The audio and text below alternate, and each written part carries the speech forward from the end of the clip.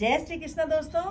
योग शक्ति मंत्र शक्ति चैनल के माध्यम से मैं सरोज पवार आप सभी का अपने चैनल पर स्वागत करती हूँ, अभिनंदन करती हूँ और परमपिता परमात्मा से प्रार्थना करती हूँ कि आप सभी स्वस्थ रहें और खुश रहें। तो आज हम बात करेंगे अर्थराइटिस या जोड़ों के दर्द में हमें क्या खाना चाहिए और क्या नहीं, क्या हमारी डाइट होनी चाहिए और क्या हमें अवॉइड करना है। और अगर आयुर्वेद में कहें तो पथ्यकारक भोजन और अपथ्यकारक भोजन क्या क्या हैं।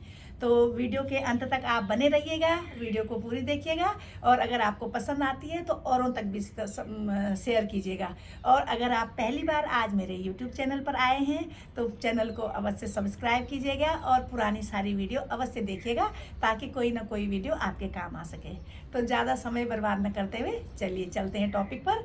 तो पथ्यकारक भोजन में अर्थराइटिस की प्रॉब्लम में हमको सबसे पहले किन किन चीज़ों का ध्यान रखना चाहिए।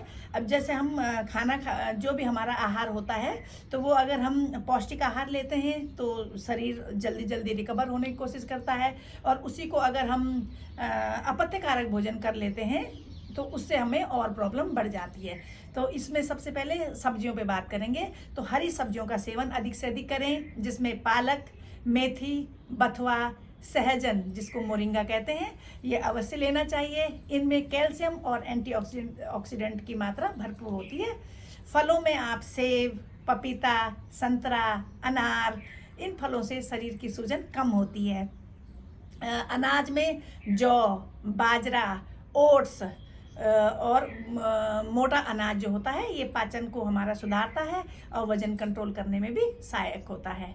दालों में प्रोटीन, दाल और प्रोटीन में आप मूंग और मसूर की दाल सबसे अधिक इस वाली ये अर्थराइटिस की बीमारी में लाभकारक होती है क्योंकि ये मांसपेशियों को मजबूत बनाती है। और हेल्दी फैट्स में आप अलसी, फ्लैक्स सीड होते हैं उनको अवश्य लीजिए। अखरोट का सेवन कीजिए, इनमें ओमेगा 3 भरपूर मात्रा में होता है जिससे जॉइंट की सूजन कम होती है। और मसालों में आप हल्दी का सेवन कीजिए। अदरक, लहसुन, ये मसाले प्राकृतिक दर्द निवारक हैं। अगर हम इनका डेली यूज़ करते हैं तो इससे हमारे जो जॉइंट्स में पेन होते हैं ये एंटीऑक्सीडेंट भी है और साथ में दर्द निवारक भी है, जल्दी से इन जोड़ों के दर्द को छुटकारा मिलता है। और पर्याप्त पानी पीना बहुत ज़रूरी है, शरीर से विषैले तत्व तो बाहर निकल जाते हैं। तो ये कुछ छोटे छोटे टिप्स हैं जो आपको अपने भोजन में शामिल करनी है। और अपथ्यकारक भोजन ऐसे भोजन जिन भोजन को करने से शरीर में और दर्द बढ़ता है और सूजन बढ़ जाती है उनको हमें अवॉइड करना है। जैसे सबसे पहले तली भुनी चीज़ें, जैसे हम समोसा खा लेते हैं, समोसा, कचौड़ी, पकौड़ी, ये क्या करते हैं, ये सूजन को बढ़ाने का काम करते हैं शरीर में। और ज़्यादा नमक और ज़्यादा चीनी, इन चीज़ों से भी जोड़ों में सूजन और स्टिफनेस बढ़ती है, तो इनसे भी परहेज करें। ठंडी चीज़ें, ये अर्थराइटिस का सबसे बड़ा दुश्मन है ठंडी चीज़ें। हम लोगों को आइसक्रीम, फ्रिज का पानी, इनसे दूर रहना है क्योंकि इनका सेवन करने से दर्द और बढ़ जाता है। और रेड मीट और ज़्यादा नॉनवेज वगैरह जो लोग खाते हैं ये यूरिक एसिड को बढ़ाता है और उसके कारण और दर्द हमारे शरीर में होता है।